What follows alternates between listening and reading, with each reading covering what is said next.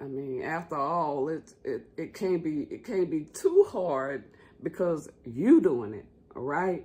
And mind you, they never ask you what it took for you to get the opportunity, what it took for you to stay there and keep earning, or even what it takes to qualify for the opportunity to exist for you. Oh, we can make a lot of videos just off of that one statement, right? And maybe we will. Maybe we will.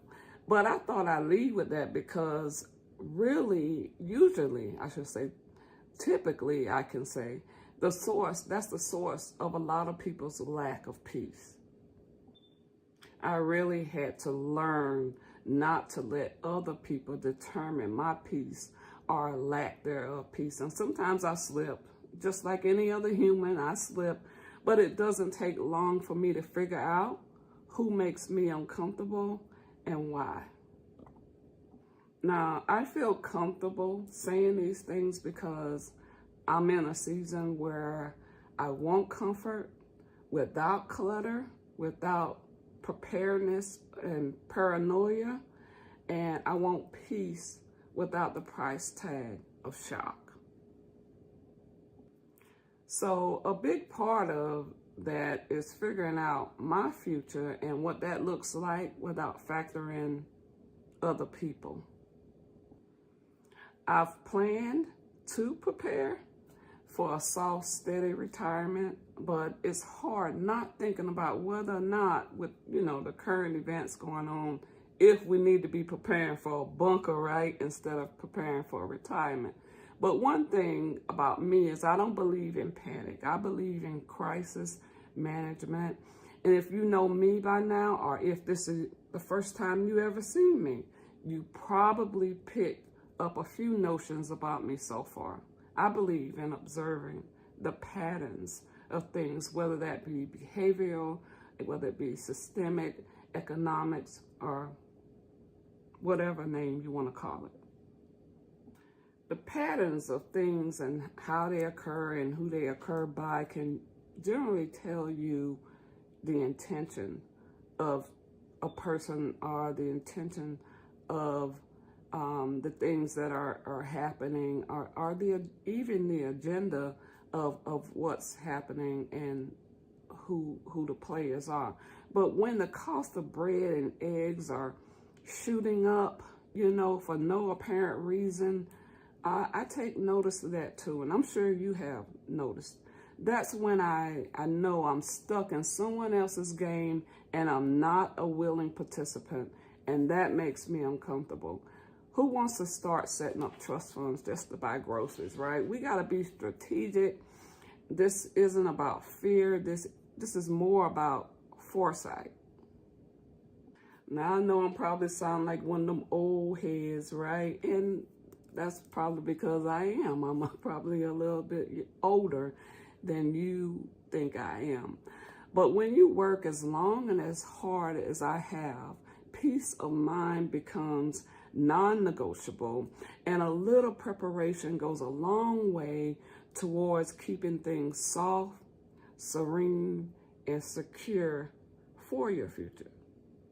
Now, I'm not about to give you any kind of complicated life lessons or anything like that. I believe in, if you keep things simple, people can relate and people can understand, or they don't have to agree with what you're doing, but at least they can understand what you're trying to say. It's not any kind of new concept that we're putting out here. My approach is simple, as I said. I stock up on what I use. I buy things that bring me comfort, and I make a concerted effort to ignore as much of the nonsense in life as I can. Well, you might say, where do you stand on prepping? Like, there's a whole large prepping community here on YouTube. So I'll say a little bit about that. And I just have a little bit to say about that because I don't put that much thought into it in the way that community might.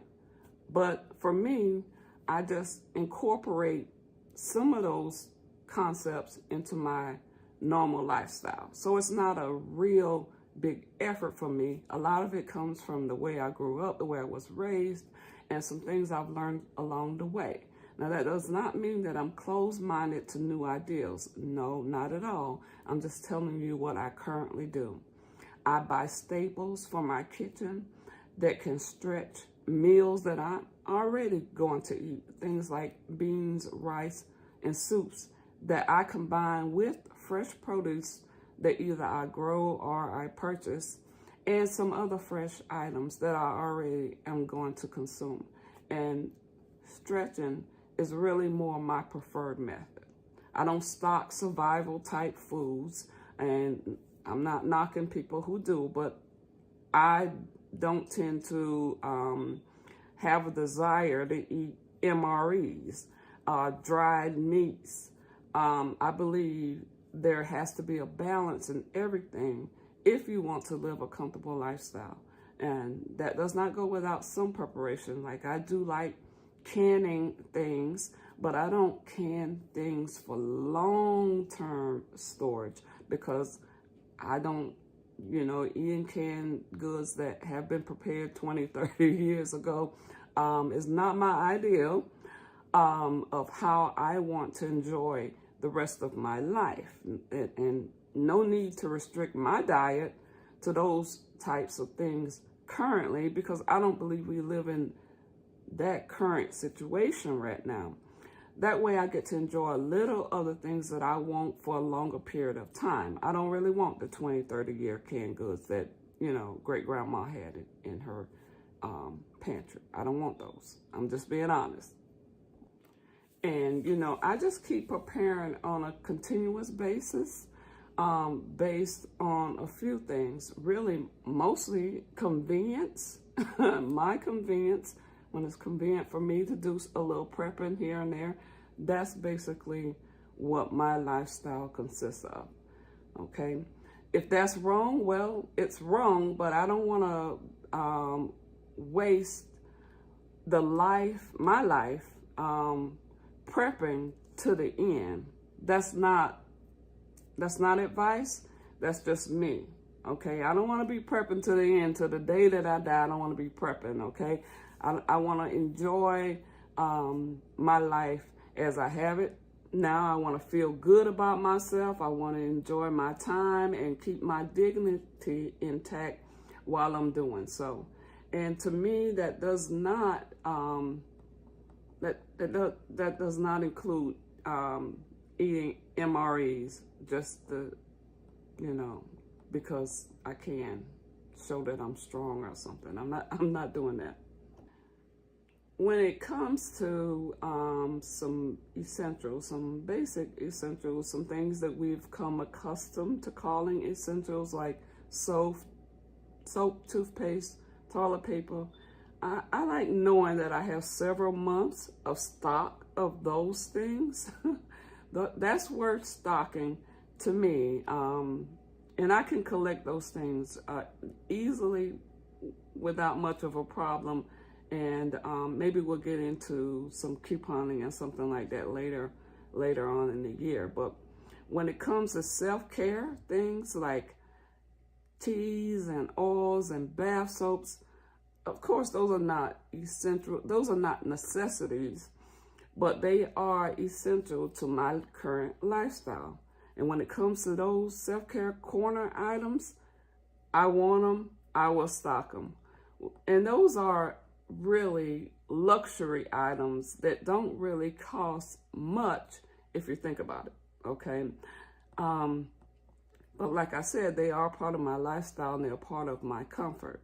I love the Epsom salt baths. I love fresh teas, whether I grow them or buy them. And I like candles that smell good.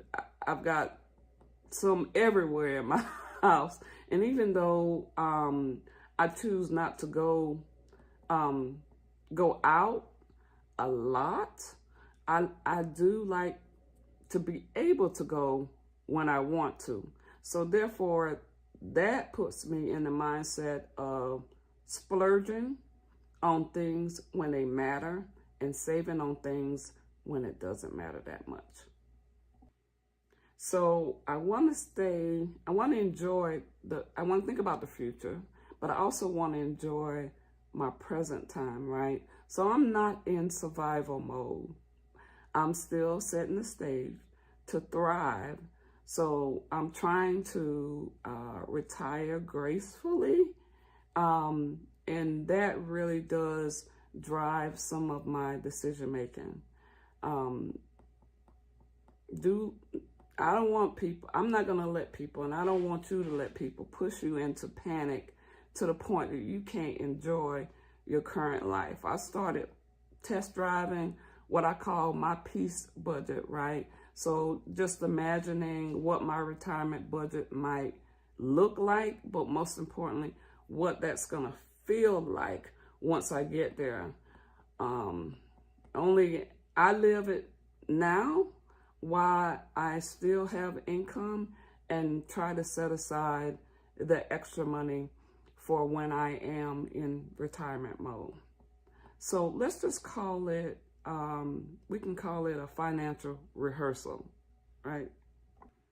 So as I'm going through that process, what it turns out to be is I don't really miss the excess as much as I thought I would. I don't need that constant entertainment part of my life. What I need most of all, and I had to figure this out for myself, and you'll have to figure out what you need most of all, but what I need most of all is stillness. I need the time to be still. I need quality, and I need choices that reflect my values and my peace. Peace, it turns out, has a price. It really does.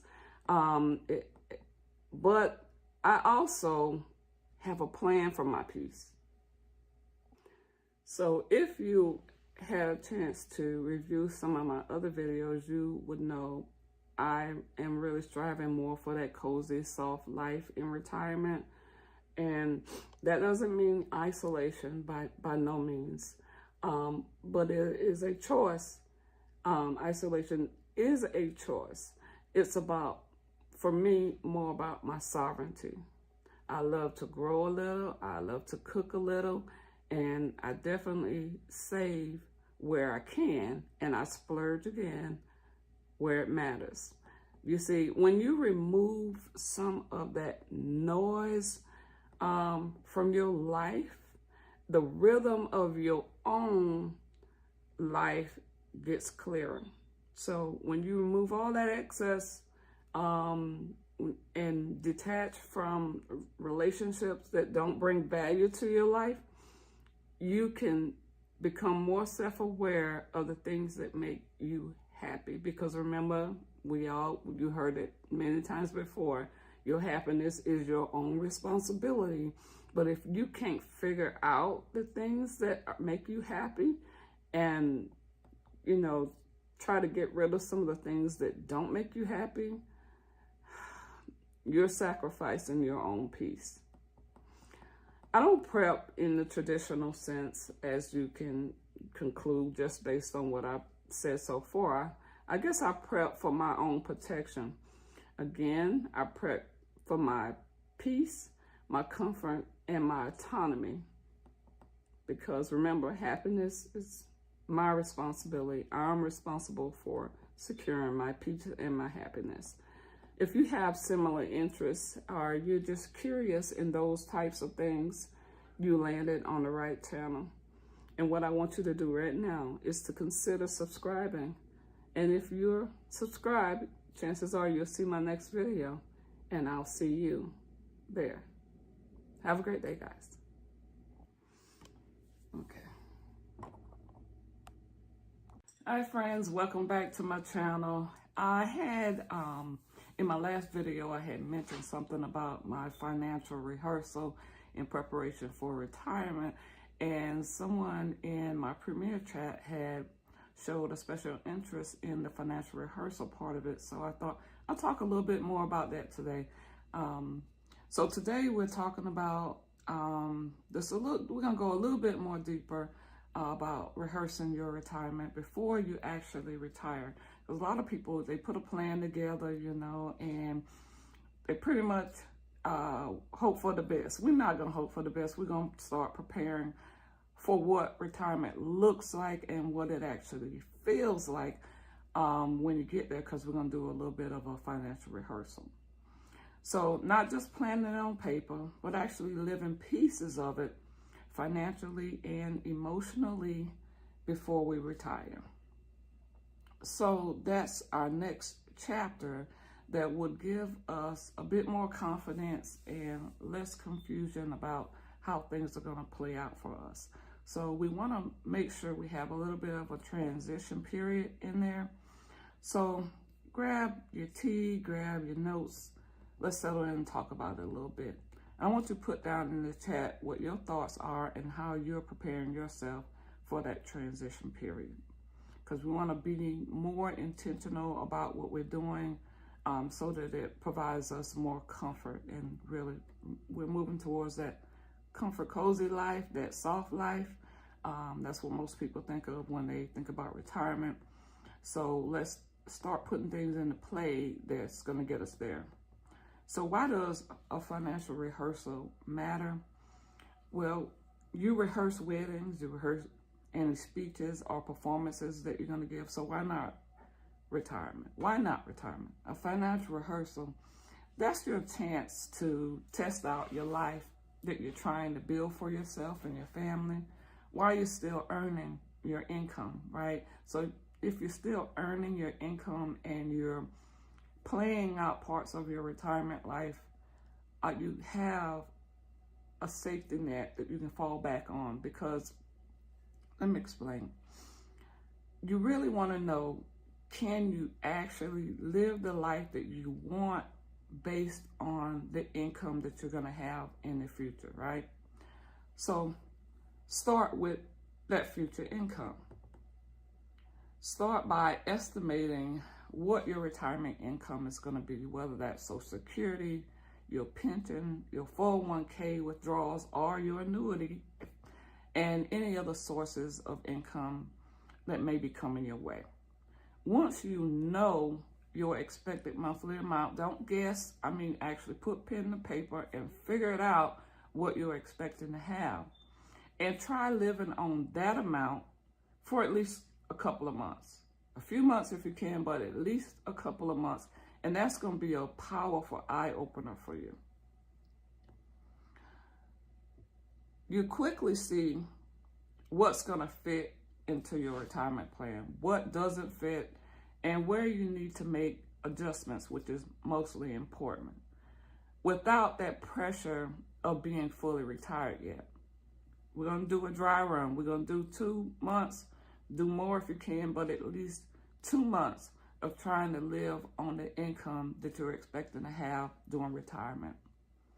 We want to track it and we want to trim it, but we want to trim gently, right? This isn't about deprivation, it's about awareness. Keep track of your spending. You might find there's some subscriptions or something that you could live without. You don't need them anymore. That's where you want to start trimming.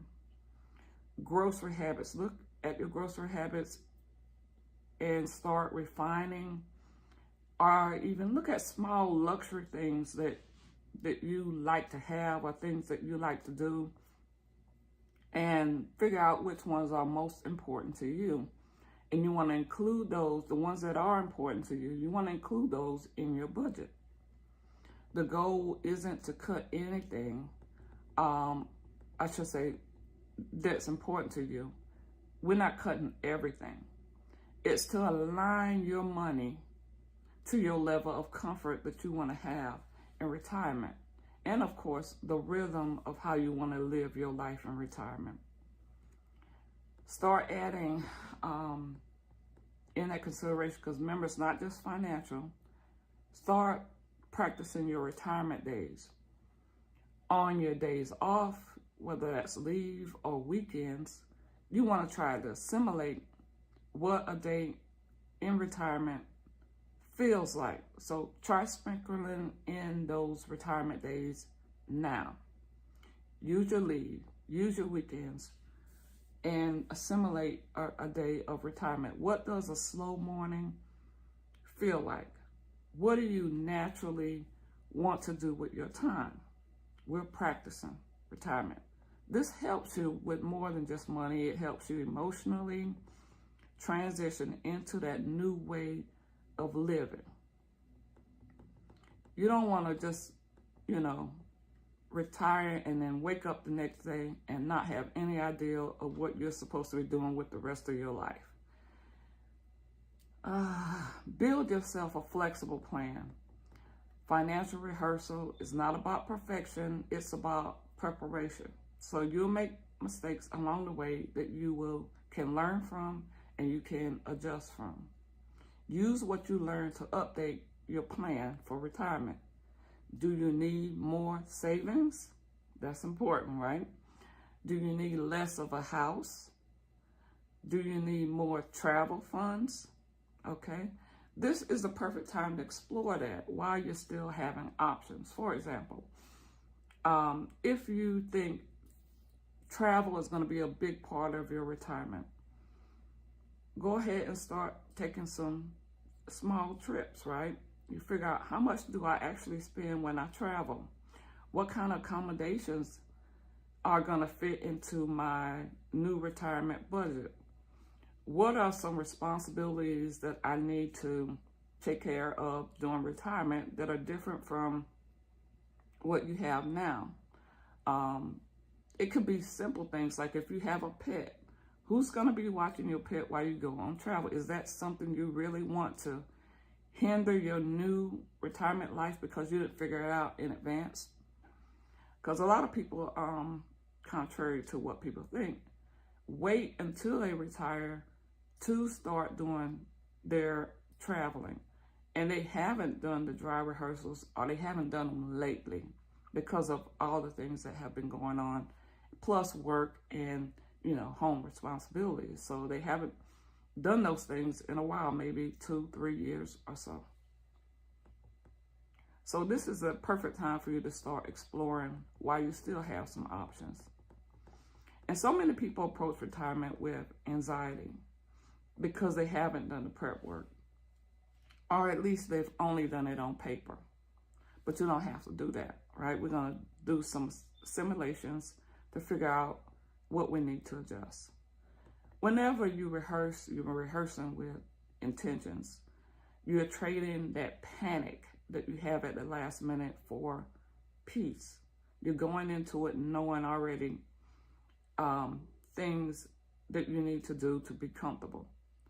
You prepare in a way that honors both your financial future and your present well-being. So remember, retirement is not just about money.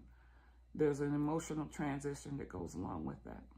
Not to mention expectations from other people, whether that be friends or family members.